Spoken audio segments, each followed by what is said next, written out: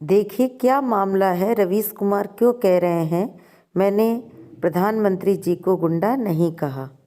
रवीश कुमार इस वक्त हमारे साथ स्टूडियो में मौजूद है। मैं एक चीज़ साफ करना चाहता हूं कि मैं एनडीटीवी इंडिया के मैनेजिंग एडिटर के तौर पे रवीश यहाँ पे कोई सफाई देने नहीं आया। ये मैं साफ करना चाहता हूँ, कोई सफाई नहीं दे रहे हैं हम। जो रवीश ने वहाँ पे प्रेस क्लब में कहा था या वायर के इंटरव्यू में कहा था उस पर वो कायम हैं और वो एनडीटीवी इंडिया भी उनके साथ कायम हैं। लेकिन रवीश ने आज फेसबुक पर एक पोस्ट लगाया। ये सब जो चालाकी चल रही है यहाँ पे, जो यहाँ पे चाल चलाए जा रहे हैं और जो धमकियां दिए जा रहे हैं रवीश कुमार को, मैं चाहता हूं कि रवीश वो पूरी फेसबुक का पूरा पोस्ट पढ़ के सुनाए आप लोगों को, क्योंकि हम सफाई देने यहाँ पर नहीं आए हैं। रवीश, ये मैं पहले कहना चाहता हूँ लोगों को। बोलिए। शुक्रिया अनिंजो, निधि, मनोरंजन। ये एक और पोस्ट में दिखाता हूँ, मेरे नाम से आई सपोर्ट नमो है।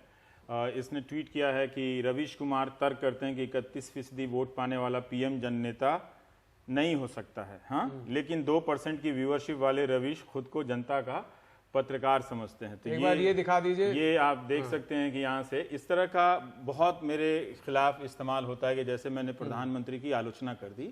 एक बार वो कैमरा के पास ले जाते हैं। एक तो अगर आप प्रधानमंत्री की आलोचना नहीं करते तो इसका मतलब है कि कुछ गड़बड़ है। प्रधानमंत्री की आलोचना करनी ही चाहिए। हाँ, और ऊपर से आपने कहा कि, लेकिन ये बात मैंने नहीं कही कि वो प्रधानमंत्री नहीं है या जन नेता नहीं है। ये बात उसका उल्टा कहा। आपने कहा कि पूरा ये नहीं है कि उनको कुछ कम मिला है, उनको भरपूर वोट मिला है। तो ये इस तरह से ये लोग चलाते हैं और ये एक ऐसा माहौल बना रहे हैं कि कोई अवतार हुआ है जिसकी हमें आलोचना नहीं करनी है। हाँ? तो मैं नहीं मानता कोई अवतार हुआ है, मैं उसकी आलोचना करूंगा। मैं इसमें एक चीज कहना चाहता हूं कि जब रवीश की रिपोर्ट करते थे, सुनील ये दिखा रहे हैं अभी, सुनील सैनी, हमारे सुनील को मैं बोलूंगा थोड़ा सा रुक जाए, फिर से हम पूरा पढ़ के सुनाएंगे। लेकिन जब रवीश की रिपोर्ट करते थे यूपीए के टाइम पे, तब उन्होंने जाके एक स्टोरी किया था मिड डे मील पर।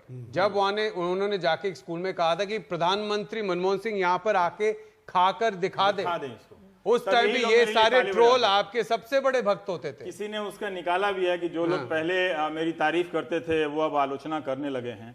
असल में हुआ क्या है निधि, की विपक्ष तो खत्म कर दिया गया है। आयकर और सीबीआई और खुद अपनी करनी की वजह से भी उनमें बहुत सारी समस्याएं हैं विपक्ष में। दिग्विजय सिंह है विपक्ष में, और क्या चाहिए? तो मतलब और उनको फायदा ही होगा। तो ये एक बहाना बना लिया है कि मुझे लेकर आप सिंबल बना दीजिए। तो सबने अपना विपक्ष का काम मुझे आउटसोर्स कर दिया है कि बड़ा अच्छा है ये बोल रहे हैं। तो उसी तरह से दूसरे तरफ के लोग, इसका एक इकोनॉमिक हिस्सा भी है। ये यूट्यूब पे जो लड़का डाला है वो उससे पैसा भी कमा गया। झूठ तो फैलाया, वो पैसा कमा गया। तब जाके सुबह मैंने लिखा, और 3-4 लोग लगे हुए हैं, एक ही विचारधारा के लोग लगे हुए हैं और उनको पता है कौन लोग हैं। तो मैंने लिखा और ये एक पैटर्न है अनिंदो, इसको समझने की जरूरत है दर्शकों को भी क्या हो रहा है। मैं लिख रहा हूं कि मैंने प्रधानमंत्री के बारे में ऐसा नहीं कहा। अफवाहों का तंत्र इतना व्यापक हो चुका है कि खंडन का भी अब कोई मतलब नहीं। पैटर्न यह है कि आपकी जो बात सत्ता को चुभ रही हो उसी के समानांतर सुपर इम्पोज, एक तस्वीर के ऊपर दूसरी तस्वीर, उसी के समानांतर एक नई बात की छवि तैयार की जाए जिससे चुपकर लोग आपसे नाराज हो जाएं, मुझसे ही नाराज हो जाएं। हाँ, जाहिर है ऐसा बोला नहीं है, वरना वीडियो होता उसका। भाई लोग मेरे नाम से चला रहे होते कि मैंने प्रधानमंत्री को गुंडा बोला है। हाँ? जो कि मैंने नहीं बोला है, मैंने ऐसा बोला नहीं। पर उससे किसी को क्या, व्हाट्सएप यूनिवर्सिटी के कबाड़ में ठेलते जाओ। सो भाई लोग ठेल रहे हैं, जो मर्जी आ रहा है। पैटर्न इसलिए कहा ताकि पाठक, ये जो दधीच ने इस्तेमाल किया, मैं नहीं चाहता पर मैं करता हूं, कुतिया कुत्ते की मौत मर गई। हाँ, बाद में उन्होंने कहा शायद कि मेरे कॉलोनी में कोई कुतिया मर गई थी। लेकिन एक गड़बड़ उनका हो गया। पालते हैं वो बहुत अपने पालतू से प्यार करते हैं। जो लोग गाय पालते हैं, मैं गाय पालता था बचपन में, तो जीप पर निनाय हो जाता था ना, तो रगड़ती थे, हाथ से दवा रगड़ते थे कि एक दिन जब वो नहीं खाती थी तो मेरा मन नहीं लगता था। तो ये ना समझे कि वही एक्सपर्ट है, हमें भी आता है बहुत सारा। नहीं, लेकिन उनका एक कमेंट रह गया था बेचारे का, नीचे, जो ऑल्ट न्यूज ने निकाल के दिखा दिया। पिला रहे हैं। नहीं, बाद में उन्होंने वहां पे गौरी लंकेश का भी नाम रखा था, ऑल्ट न्यूज ने दिखा दिया। ये लिखा कि पैटर्न इसलिए है ताकि पाठक कुतिया कुत्ते की मौत मर गई वाक्य और उसे कहने वाले समाज पर, जिसकी निंदा रविशंकर प्रसाद ने की है, अपनी जायज प्रतिक्रिया भूलकर मुझे लेकर बिजी हो जाए। ठीक है कि अब ये इसने ऐसा क्यों बोला मेरे प्रधानमंत्री को। याद है एक बार प्रधानमंत्री ने कहा था कि मीडिया हेडलाइन बनाता है कि BMW कार ने दलित को कुचला। ठीक, यही काम यहां इस बार हुआ है जो पीएम ने कहा है। ये पैटर्न में बता रहा हूं। आप BMW एक्सीडेंट की सारी खबरें सर्च कीजिए, कहीं आपको नहीं मिलेगा कि BMW कार ने दलित को कुचला। लेकिन वो तो कहेंगे मेरा मतलब ये नहीं था, मीडिया गलत हेडलाइन बनाता है। मगर अगर किसी दलित को मैंने लिखा है कि कार को क्या पता ये करें, लोगों को पता लगा कि सही बात है, मगर ये इमेज की मिक्सिंग थी, सुपर इंपोजिंग थी। मैंने इस बारे में तब नई सड़क.org पर लिखा था, आप पढ़ सकते हैं। दो अलग अलग घटनाओं की रिपोर्टिंग को मिलाकर एक नया तथ्य गढ़ा गया जो कि झूठ था, जो प्रधानमंत्री ने कहा था कि BMW ने दलित को कुचला। BMW कार की दुर्घटना की रिपोर्टिंग में कभी भी दलित नहीं लिखा गया है। जरूर जहां दलित को घोड़े पर नहीं चढ़ने दिया गया वहां दलित नहीं लिखेंगे तो क्या लिखेंगे? बिल्कुल। क्या राजू को घोड़े पर नहीं चढ़ा दिया गया, चढ़ने दिया गया, इसका कोई मतलब है? इसका कोई मतलब नहीं। तो दलित ही लिखेंगे, क्योंकि आप जातिगत कारण से एक जाति के समूह ने उसको घोड़े पर नहीं चढ़ने पहले होता था ना, member of one community fought another. अब मैं आगे लिखता हूं कि इसलिए ऐसे बयान दिए जाते हैं ताकि यह कहने की गुंजाइश बची रहे कि आप बात को समझे नहीं, मगर मेरा मतलब वो नहीं था कि आड़ में इमेज के सहारे तर्क गढ़ने की कोशिश की गई। ये एक मनोवैज्ञानिक रणनीति के तहत किया जाता है। यही कोशिश मेरे नाम से प्रधानमंत्री को गुंडा कहना जोड़कर की जा रही है। पहले किसी ने YouTube पर मेरे ही भाषण का कैप्शन लगाया, अब WhatsApp पर इसे चलाया जा रहा है। मैंने ऑनलाइन जगत के एक हिस्से को गुंडा और हत्यारा जरूर कहा है, प्रधानमंत्री के लिए कभी ऐसे शब्द का इस्तेमाल नहीं किया।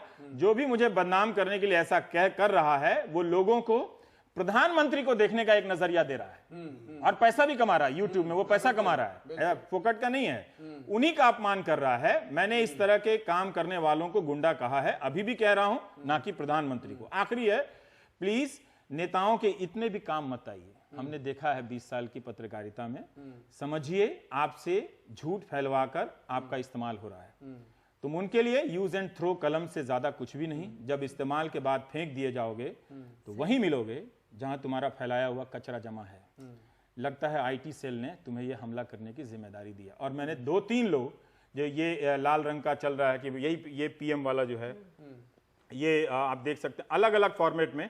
अब इसमें वीडियो नहीं है, देखिए चाल देखिए कैसे अब ये आपकी स्क्रीन पर आएगा, इसमें वीडियो नहीं है और ये जाएगा। अच्छा, ऐसा कहा है रवीश कुमार ने? हाँ, लोग फिर वो गाली देने लगेंगे और ये सारा शुरू होगा। जैसे मुझे बहुत सारे फोन आ रहे हैं सुबह से और वो गालियां दे रहे हैं और ट्रोल कर रहे हैं। ठीक है, ये स्क्रीन पर ये जो रवीश पर फेक न्यूज ये रखिए, क्योंकि नहीं तो ये लोग स्क्रीनशॉट लेके, मैं आपको बता रहा हूं, फिर वो भी चला देंगे। तो ऊपर से दिखा रहे थे, वो भी चला देंगे, ये तो दोबारा दिखा देंगे। ये दिखा रहे थे। ये कोई है मानसी सिंघानिया साहब, वी सपोर्ट नरेंद्र मोदी, अब ये चला रहे हैं। अब बताएंगे मोदी जी के बारे में, लेवल बनाओ पहले कि कोई तुम्हें सुन पाए। बिल्कुल। तो ये ऐसा है कि मुझे इसकी जरूरत नहीं है, आलोचना करनी चाहिए और आज के समय में सचमुच जिगरे का काम है उनकी आलोचना करना, क्योंकि आप कीजिए नहीं तो तरह तरह के समर्थकों को लगा के चाटुकार पत्रकार, हाँ, चाटुकारी गोदी पत्रकारिता जिसे मैं कहता हूं, पत्रकारिता तो वो ये उनका ये सपना मैं पूरा नहीं होने दूंगा कि मुझसे चमचागिरी करवा लेंगे। एक और वो चाहे जिसको जो करना है, जितनी भीड़ लगानी है लगा लें, मेरे से वो सपना किसी का पूरा नहीं होने वाला। पत्रकारिता ऐसा हो गया है, चाटुकार पत्रकारिता की बिहार में आप जानते हैं कि कल एक पत्रकार को लूट के वक्त गोली मारी गई, बच गए शायद वो, उनको कम से कम अटेम्प्ट टू मर्डर था, जो शायद NDTV ने सबसे पहले ब्रेक भी किया था। उसके बाद मैंने देखा कि बहुत सारे चाटुकार पत्रकार बोल रहे हैं कि ये सिलेक्टिव आउटरीच है। वहां पे पत्रकार को गोली मार के गौरी लंकेश में आप लोग क्यों नहीं कैंडल लाइट विजिल कर रहे हैं? तो लूट में गोली चलाई गई और एक औरत जो लड़ती थी, आप उनके साथ हो ना हो वो अलग बात है। नहीं, वेद प्रताप वैदिक ने बड़ा अच्छा लिखा है कि मान लेते हैं कि वो नक्सलियों की समर्थक थी, मान लेते हैं कि वो ऐसा कर रहे हैं, क्या लिखने की सजा किसी की हत्या हो सकती है क्या? बिल्कुल। वेद प्रताप वैदिक वो पत्रकार हैं जो उन्होंने उनको सपोर्ट किया था कि हाँ इनको प्रधानमंत्री बनना चाहिए, लेकिन वो कभी आलोचना से तो नहीं डरते। देखिए, ये ताकि हम आलोचना करते रह सके इसलिए हमें ब्रेक लेना पड़ेगा, ताकि हमारे पास भी ये आलोचना करने के लिए हमको चुप ना कराए।